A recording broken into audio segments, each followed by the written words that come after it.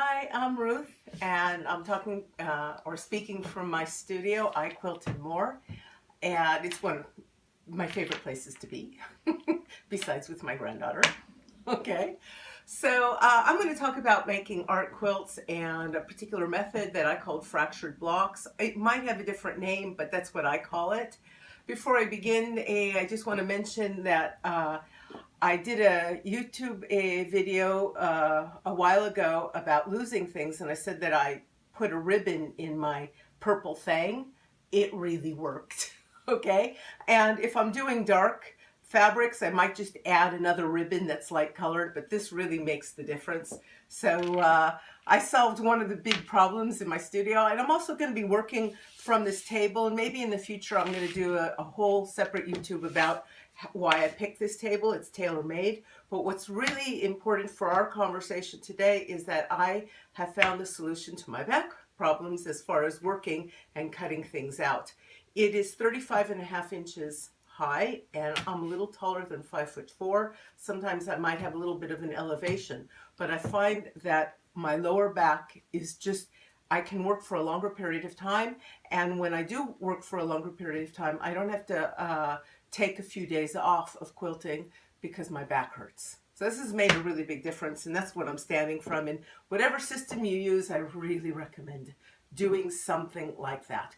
So I have a system called fractured blocks, and this is an art quilt. I think it's a quilt that I made quite a while ago, and as you can see, it's an art quilt. It's just different fabrics used, different pieces. It's quilted with zigzag.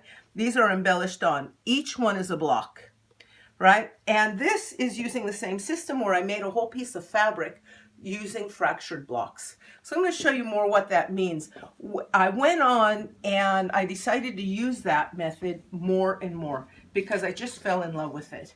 So this is a quilt, and I don't like to show the whole quilt because it's not finished yet. So I don't like to unveil it. But this is a quilt that you can see I'm using it on the background. It's a quilt for my son. All these raw edges, of course, will be covered up. I'm going to be covering up with threads, but if you could take a look at the background, these are all pieced together. This is one of my favorite things to do for a background. And I have three kinds of quilts I like to make. This is also another one where it's in the background, and you can see in this quilt I decided to show a few places off, so like they're kind of like sparkly places in yellow that I did on purpose on this, and it's kind of like makes kind of melt together, and that was the look I was going for. So let me get rid of these things. Okay, getting rid of this is really a project. So those are just a few of those, and I make three kinds of quilts basically when I'm quilting. I make sampler quilts. I don't know why, but that's what I like to do. I like to make baby quilts, and the third type, my real love, is making art quilts, as you can see.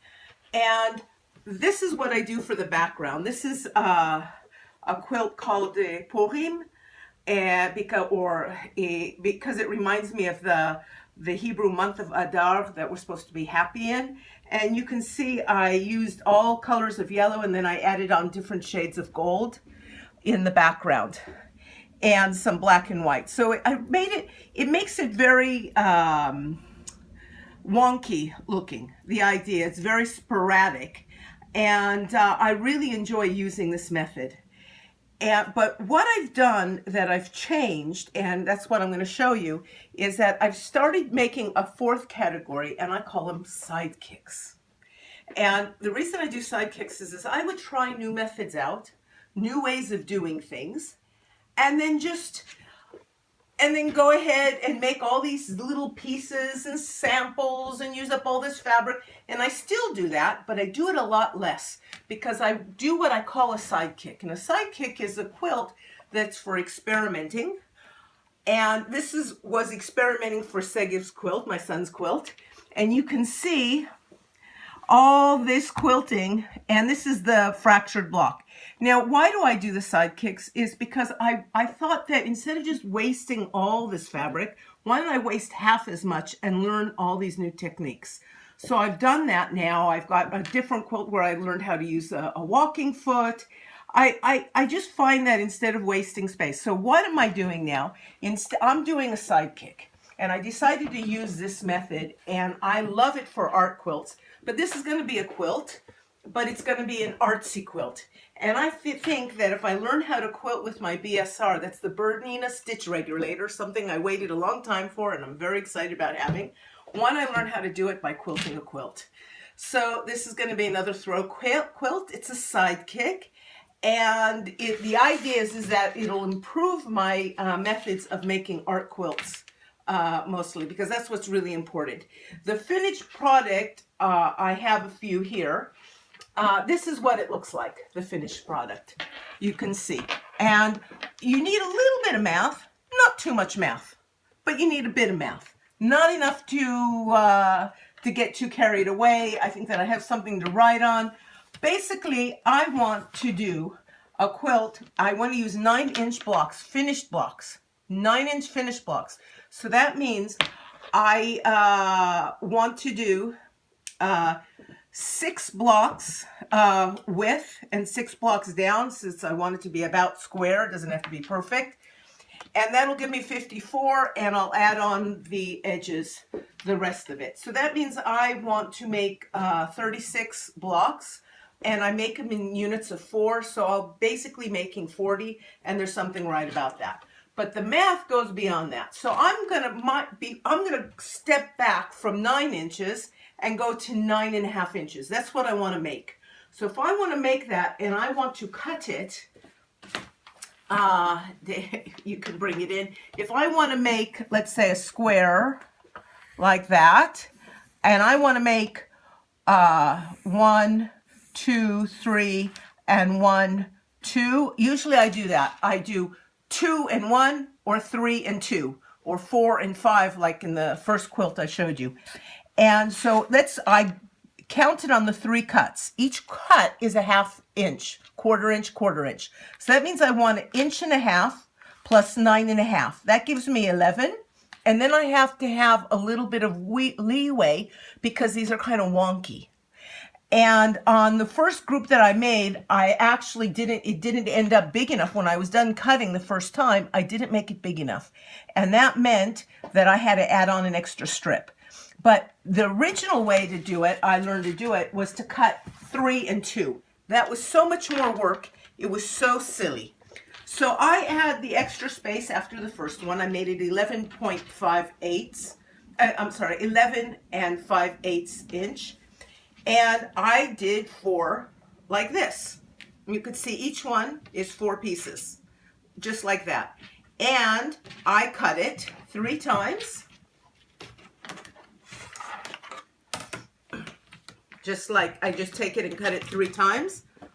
And here's and I don't want to get too close to the edge on these, because then when you cut it down to size, it could be problematic. So I cut it 3 times, and okay, just like that. They're wonky. It doesn't have to be perfect. And there you go. Now, it not only doesn't have to be perfect, you don't want it to be perfect. Okay? So then how do I arrange it? I basically set them up. Let me move these out. I set them up just like this. Okay. And of course, something that hardly ever happens, because I have a really good one, happens when I'm being filmed. So I go like this, and I just start taking them off one by one.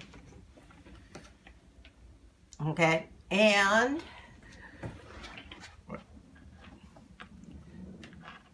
two by two. All right. And you can see that it doesn't have to be perfect because I'm not sewing it together. I just want to get it out here. Okay, so, and they have to be next to each other. They don't have to be perfect because I'm not putting them together yet. I'm going to be moving them all around. And yeah, Okay, and there we go. Then what do? I just start, there it is. I thought there was the fourth.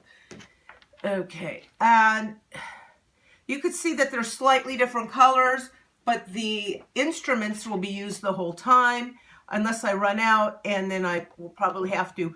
Some of them will have a lot less cuts in it because I do want to get this finished and I do want to learn how to quilt. And why are they sticking together so much? Okay, and there we go. And then I just take it and I take the same one, it has to be the same one, and I start moving them around.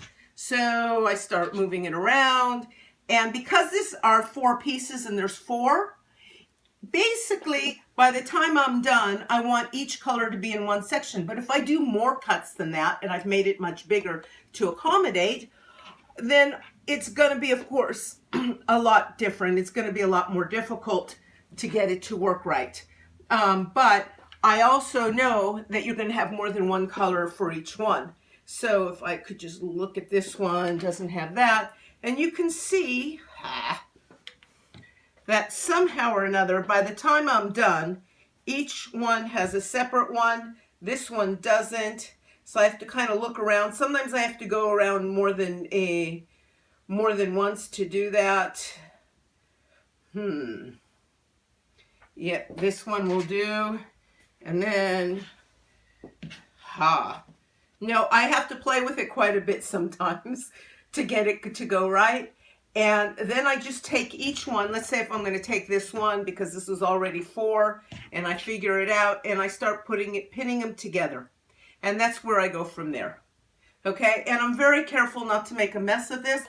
I do use a lot of pins because there's no other way of doing it. So basically I just pin, and then I go. Then, since this is a video, let me see if I can get this. Why is this happening? There. And so 1, 2, 3, 4. Okay, so all of them are right. So I would take one and pin it and take it over to the machine. And usually I pin it in groups of 4, or I leave one at a time, because there's no other way than making a mess. This will just mess up if you don't use pins. So that's really important. I am going to do something I hardly ever do and stick these back together again because we're doing a video. And hopefully I won't have too much of a mess to reorganize when I'm done. If I do, I do. So then we have this. These are the ones that are done. Voila. Okay. Now, the mistake that I made on the first batch is they were not wide enough. So I measure to make sure. This is 30 inches. Remember, 20 to 30, which is 10 inches. Remember, I said it has to be 9.5. Okay? So these have already been measured, and they're ready to go. So I take them, I put them one on top of the other, and this way, I do the same thing. I take it, these have been ironed and set up, and this time I do 2 cuts, and I find it's easier to do the first one with the higher amount of cuts. And you can always change, the way you work. That you could always say, okay, I want 3 cuts and 1 cut. Yeah, and make them, totally different sizes. You can do whatever you want. So here they are. That's this sewn together. I take 1 cut, yeah, just like this, and I line them up as much as possible. And remember, I give myself quite a bit of leeway as far as that goes. That's why we have to make it quite a bit bigger to make it work. So that isn't lining up close enough. Like I said, it doesn't have to be perfect, but it has to be pretty much, so you don't have to start fixing things. Okay, and yeah, there it is. I cut,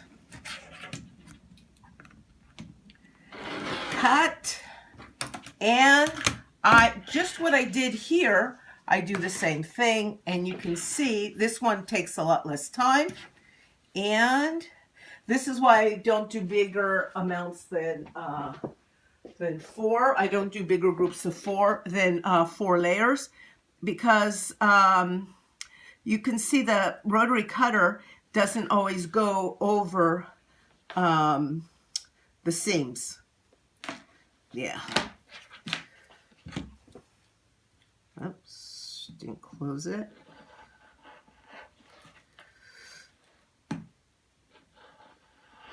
Okay, and I leave a lot of space so in case it's not perfect. These are supposed to be wonky.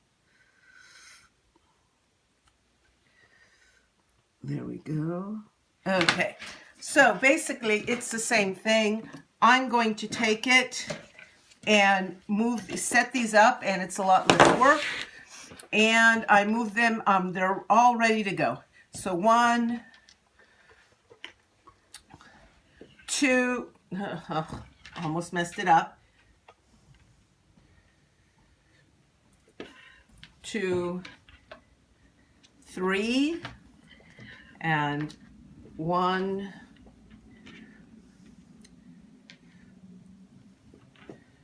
2, 3, and the same thing for here, and I just start rearranging them. And because I'm doing this video, I'm going to be not pinning it and doing it in order, so hopefully there won't be a big mess afterwards. But if there is, you know, I'm a quilter. Messes sometimes help me be creative, so I don't know why that works that way. So I'm basically gonna just move these around so you can see, and you can see how it's gonna come along, and this one is gonna go like this direction because it's a lot less work to do. And you can see how it's developing, and it's going to turn, and then I just pin it together, take it to the sewing machine, and sew it up. Then I cut it, okay? After it's sewn up, it looks like something like this. Now this one I had to add on an extra one because I didn't make it, but this is the finished product at 9.5 inches, okay? And I sew them together and they look wonky, and I love doing this method. And this is gonna be an artsy quilt though, not an art quilt. Yeah, but usually I may use it for art quilts. So you're gonna see when I have this, I cut each one separately because you really have to take a good look at it. So I'm going to do like what I did before, get these all together, and hopefully I'll be able to without too much stress. But like I said, sometimes cleaning up a mess as a quilter gives me ideas. So the suffering won't be in vain. So I basically take this, and this is all done together, and it looks pretty bad. And this is a 9.5 inch.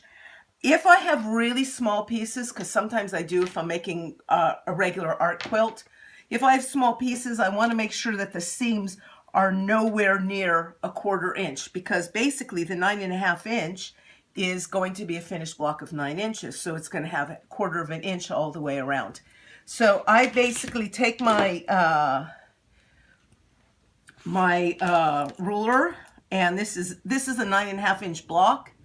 I usually have a 12.5 inch block. I actually had to cut the big squares out using my 20 inch because, or my 20.5 inch, because my 12 inch it was damaged when it fell. So so that was a lot of work, and I haven't purchased it. But this is perfect size, the 9.5 inch. And I think that for my son's quilt that I'm making, the Art Quilt, it is actually, I think they're 8-inch finished blocks. So there we go. And what is really great is that I could spend all day doing this now with this table because of the height. And if you can't get a table at the right height for yourself, you know, you can't buy a new table, there's all sorts of solutions if you go to Lowe's by making the table taller. And of course, if you're very tall, you know, you need extra special solutions. I went in and I tested this in the dealers, my sewing machine dealer, and played around with it, and they were fine with that, to see if it really made a difference, and it did. They allowed me to cut up quite a few blocks a few months beforehand, and the result was wonderful. Okay, so here it goes, and you can see I have now 4 together, and this is about what it's going to look like. Usually I have a few extra, so I don't sew them up. I kind of skew it off center so you don't really have a place. Okay, and this is going to be a block, and I'm going to have a quilt, and hopefully when I'm done I'll be able to quilt with my brand new sewing machine. Yeah, and be a lot less nervous about it.